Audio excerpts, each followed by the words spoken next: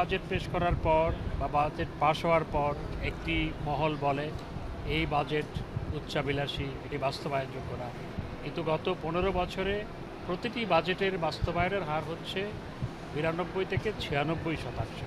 যখন বিএনপি ক্ষমতায় ছিল তখন অর্থমন্ত্রীকে প্যারিস কনসোর্টিয়ামের মিটিংয়ের জন্য প্যারিসে যেতে হতো ভিক্ষার ঝুলি নিয়ে, এবং বিএনপির আমলে বাজেট, বিশেষ করে উন্নয়ন বাজেটের বিদেশ নির্ভরতা ছিল 50%-এর বেশি। আর আজকে আমাদের বিদেশ নির্ভরতা কমে সেটি 15-20% নেমে এসছে, এবং আমরা অনেক বিদেশি ঋণ ফিরিয়ে দিই।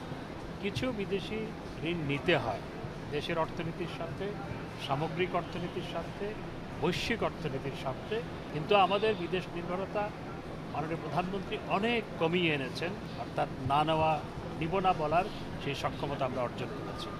এবং সবচেয়ে বড় কথা হচ্ছে দেশের উন্নয়ন অগ্রগতি আজকে যেভাবে হয়েছে সেটি পৃথিবীর সামনে আজকে প্রশংসিত হচ্ছে।